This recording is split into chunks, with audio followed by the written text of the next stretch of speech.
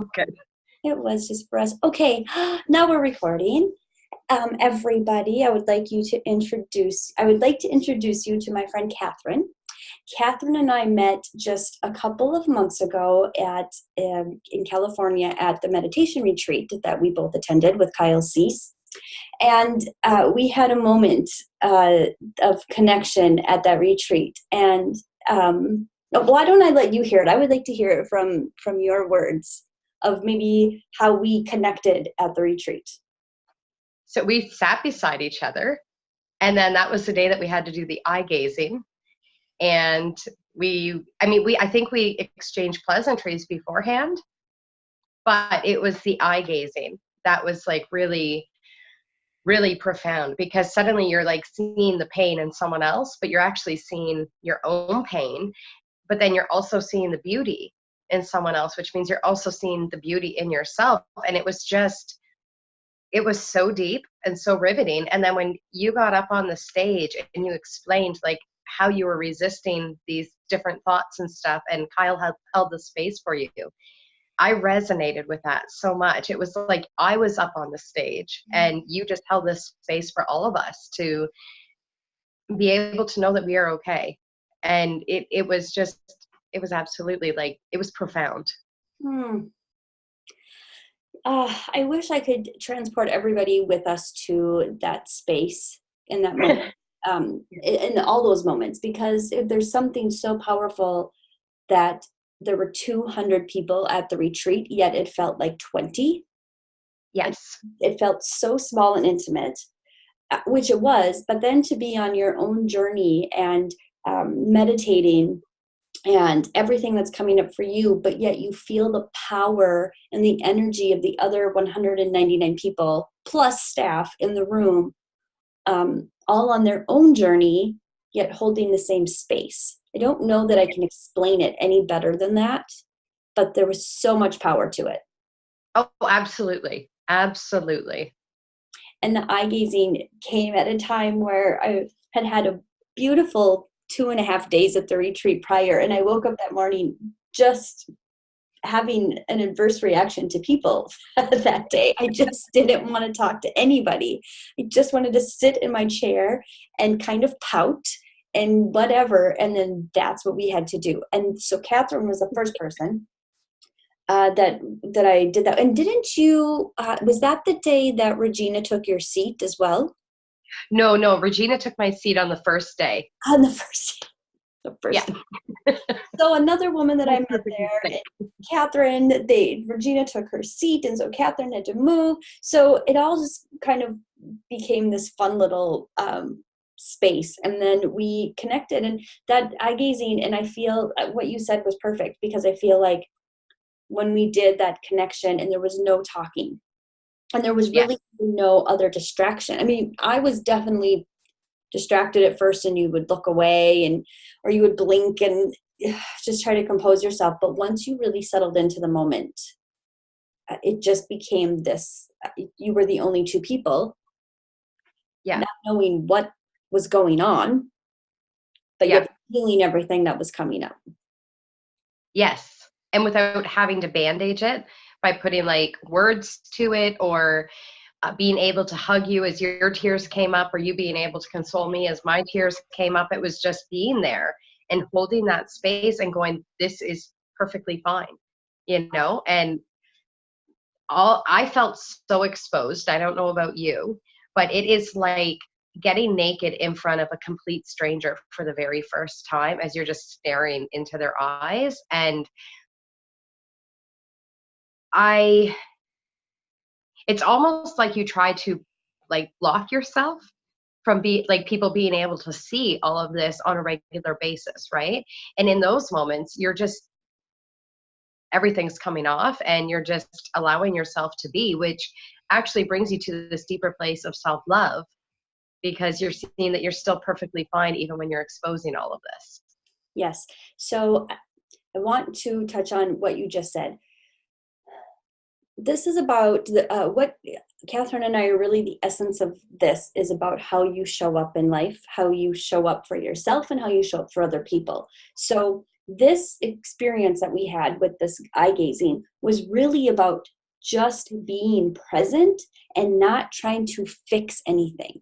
So what you said is, which occurred to me there, but didn't occur to me again until right now, is we weren't able to hug one another. So what is the one thing when you see somebody crying or hurting or sad, it's easy to just go hug them. And that's like the fixer.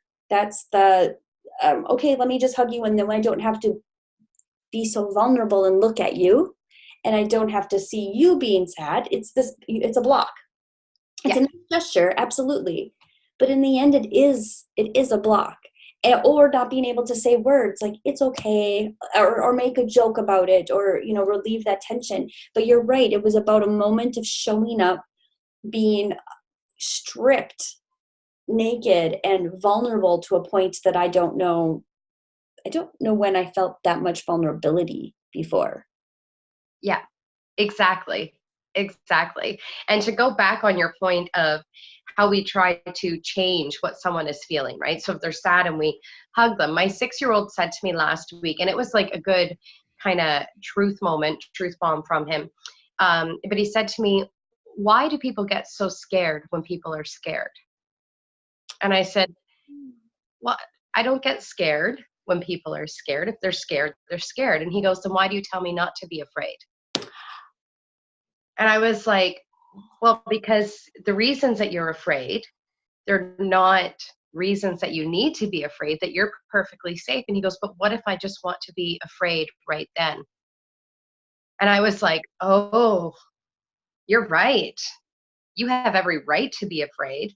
And I am afraid of you being afraid because I don't want you to live your life in fear. Oh my gosh. I was like, wow. And how often do we do that? Oh, don't be afraid.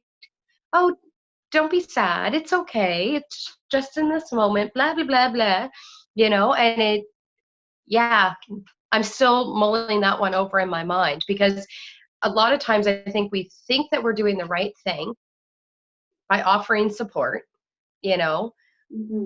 but sometimes people just need to feel what they're feeling and then to learn themselves that they're still okay after having this feeling.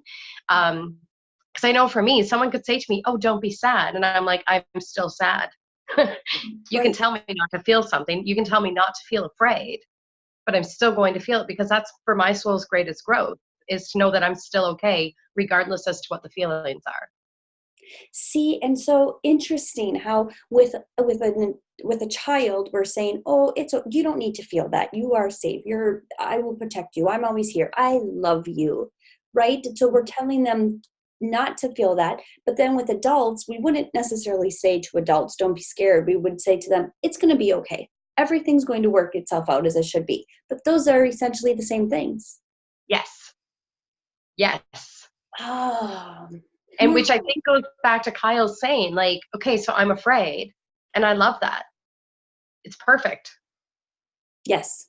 So then the key is, so for especially our children, and the vulnerability it's naturally there. They haven't yet discovered to cover it up or to try to cover it up.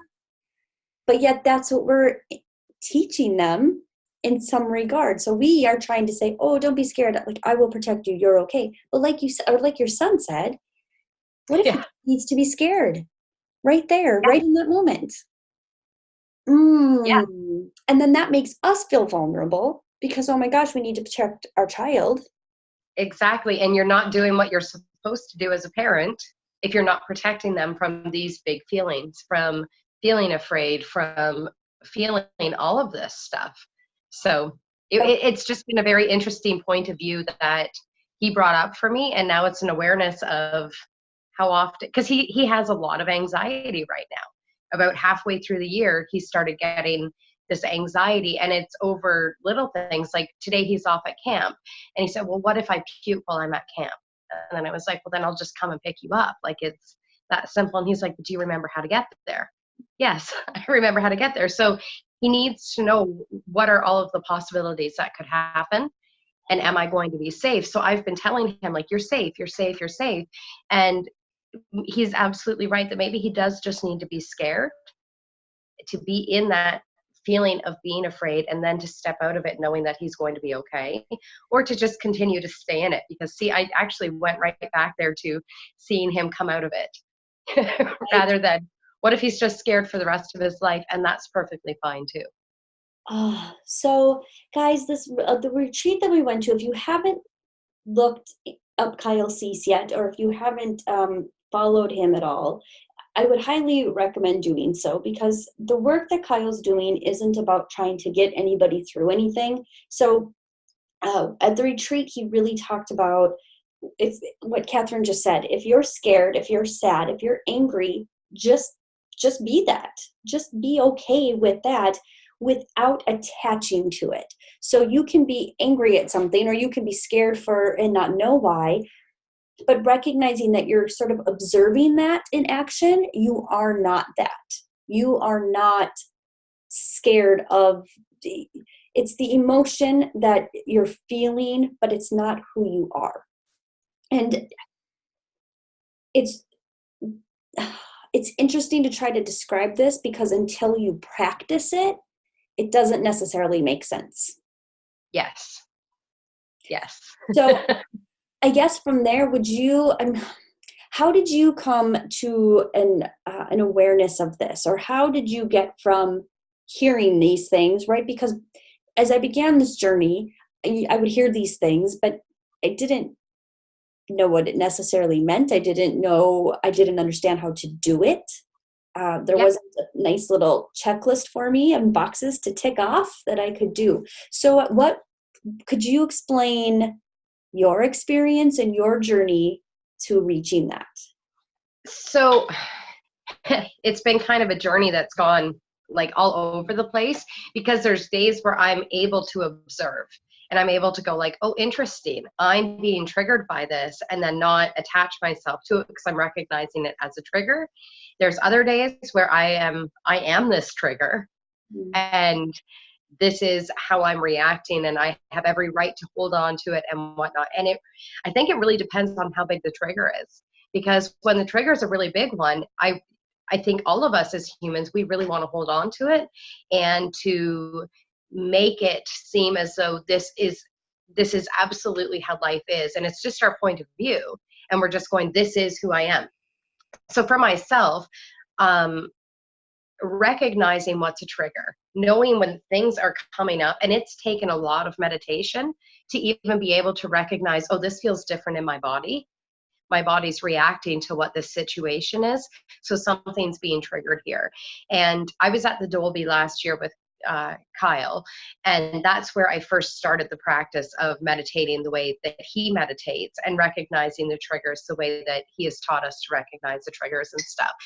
And I would say it was probably about 2 months after that I was able to start to separate myself from the triggers. Now I find since the meditation retreat, recognizing triggers has been so much easier, and even being able to say to the people around me, I'm being triggered by this right now. This is what this is. And I've had people around me go, well, you shouldn't be triggered by it. And I'm like, well, no, but I am. And I'm just going to hold space for myself in this. And it's okay that I'm being triggered, because I'm recognizing that this is a trigger. This isn't me. This is a trigger. And this is something of my old story that's revealing itself to me. And then finding gratitude too for, oh, look at this. There's a trigger here. How beautiful is this? Because I read a book years ago called Excavating the Authentic Self. And she talked about how when we're like digging down into the earth, we're excavating to get to this deeper aspect, right?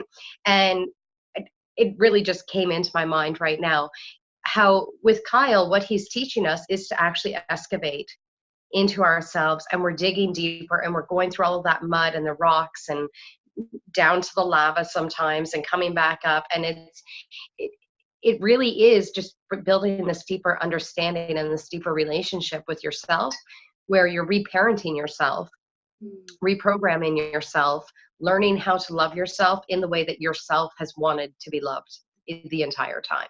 And it's not always easy, and that's actually a story that I tell myself, is that it's not always easy. I tend to complicate things way too much and try to navigate along the long way So sometimes, and I think sometimes that's just part of the ego mind too, that's going, I don't want you to look at this. So we're going to go the long way around here and try on all of these other possibilities. Yes. Before we get down to the nugget that's here, because once the nugget's revealed, it's like, oh my God, that was so simple. It always is. It always is. It is always simple, but maybe not always easy to discover what it is. Yes. Like you said, and maybe that's a story. So I want to. So the people that are in this group have a vast experience with this journey and with our growth, and for those who are just beginning, for those who know that there is something that maybe just is unsettled within them, what is some advice you could give them, or what are some first steps that they can start to use to begin to walk this path a little bit more intentionally? I would say just be gentle with yourself. That's the biggest piece of advice I think any of us could have, because especially when you get into the awareness that you're on a journey and you're trying to understand yourself better and love yourself more and do the personal growth and step onto the spiritual path and all of that, we tend to get so judgmental on ourselves for where we are on the path. And whether you're at the beginning or whether you're closer to the end, it doesn't actually matter. Give yourself a pat on the back for even being on the path in the first place. And if you screw up, that's okay. You're human. And so many of us, when we step onto the spiritual path or the personal growth path, the self-growth, whatever, is we start to think, I've got to be this thing that's up here, and we'll follow people like Kyle Cease or Wayne Dyer or Louise L. Hay or Brene Brown, whoever, who have been doing the work for so many years and going, I need to be like them, or I need to be like my spiritual guru over here or whatever. And it's just being okay with where you are on the path and loving yourself for where you are. Wayne Dyer had a quote where he said, if you spell guru out loud, you'll understand who you should be listening to. And guru is Guru. So it's about listening to yourself and being totally okay with where you yourself are in this moment. Because as we were saying earlier, this moment is perfect.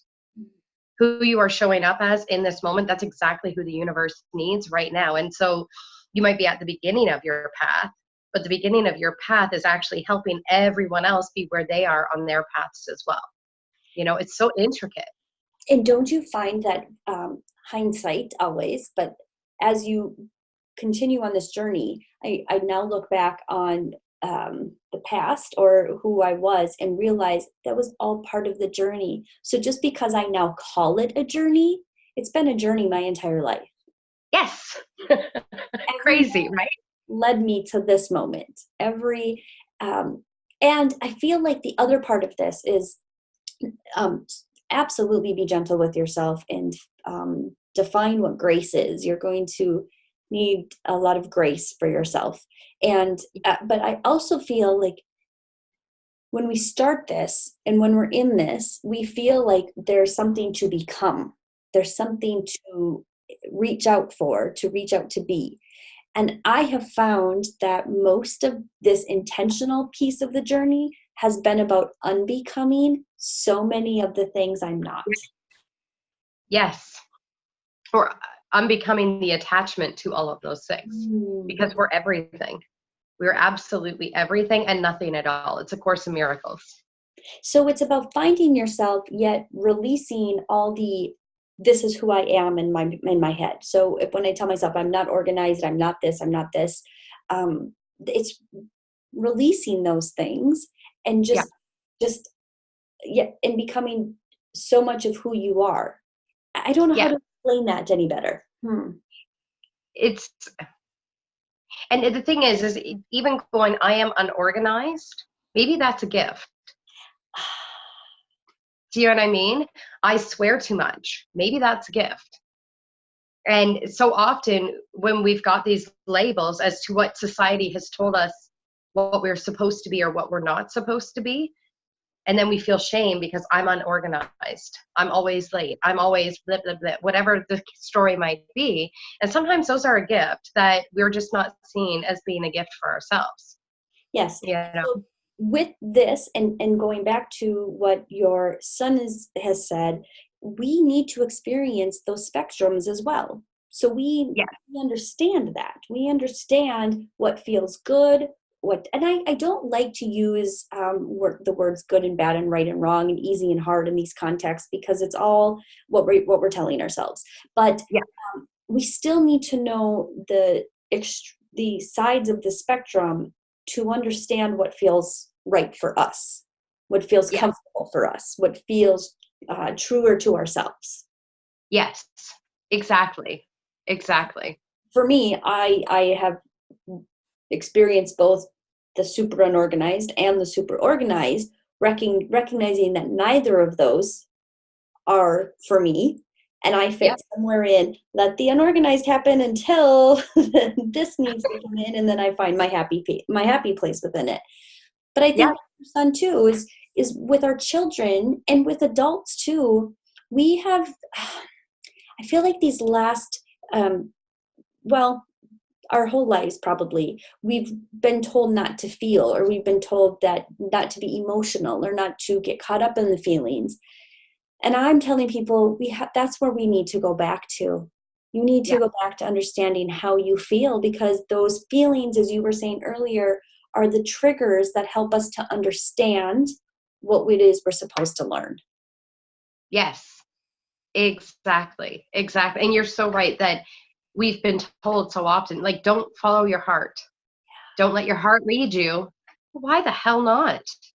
Like, it is the best navigating system that there is. Even when it doesn't make sense, it is still the best navigating system there is. So just as an example, when we were at the Dolby, one of the things that came up when we were doing a meditation was that I wanted to work with watercolor paints. Okay. And I've never used watercolor paints before in my entire life, but it came up. And then I meditated on it. And what I wanted in my meditation was a way to bring in more money so I could work less. Okay. And it kept coming back to paint with watercolor. And I put it off from July until November. And then I went for coffee with a friend, and I said, like, all I really want to do right now is just paint with watercolor. She's like, so why aren't you doing it? And I'm like, well, because I have to work. And she's like, maybe cut some time out so you can just watercolor and just see what it brings up. And I was like, Jesus, like, why have I not been like doing this the entire time, you know? And so I went home that night and I played with watercolor paints for about 45 minutes, and I had no idea what I was doing. I was just playing with it, and I was really, really enjoying it. And then 3 days later, I went back to look at what I had done on my little watercolor pad, because I actually had everything at home for 6 months to be able to do this. Like, it was just sitting on my shelf.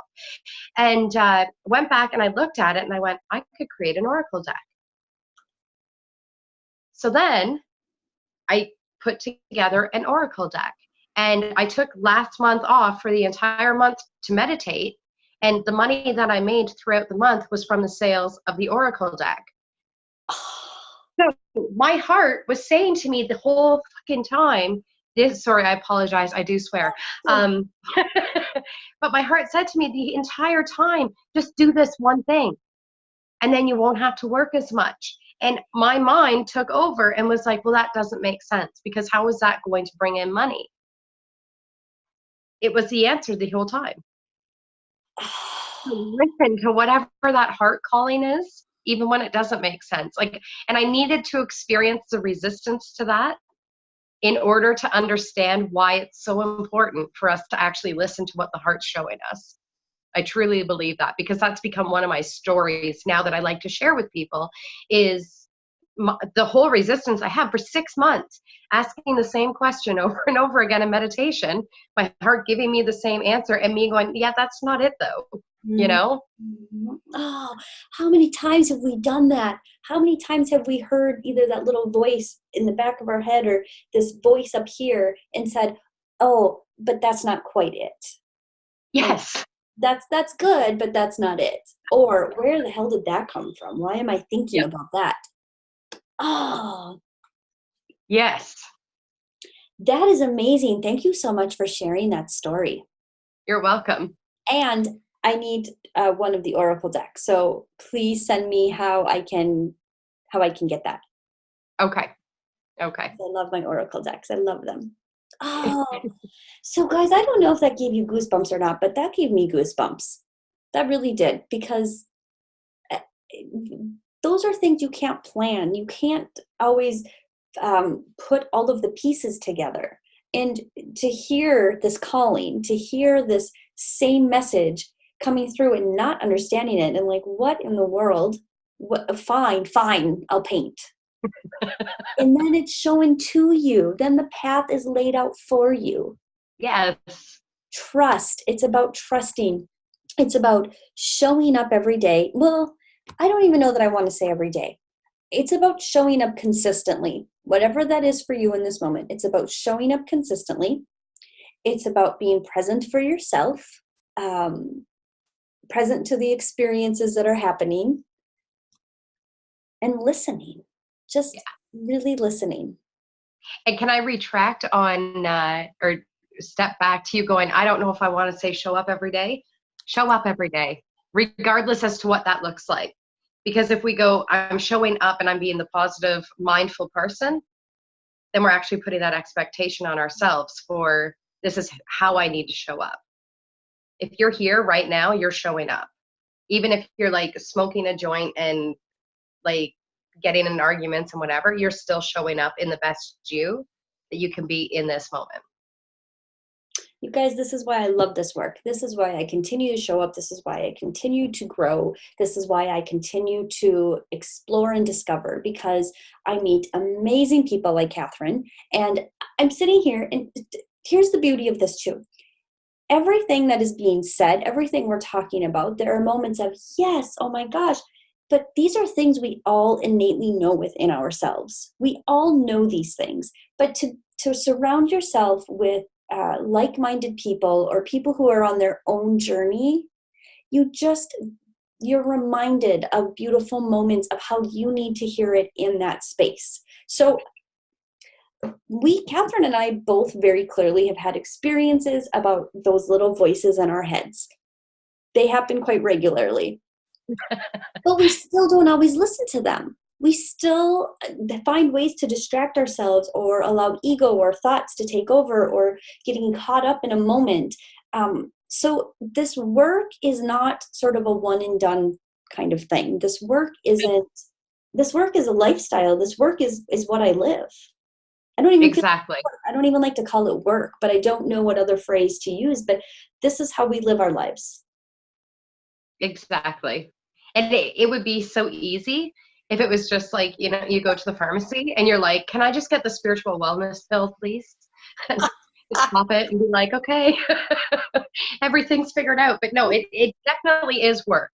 And that's the only word that I have for it as well, is it's work. And it's showing up for yourself every day to go, no matter where I'm at right now, I'm going to, although I do have to say, one of the things that's been coming up for me in the past month is going, why am I the only one who's doing the work?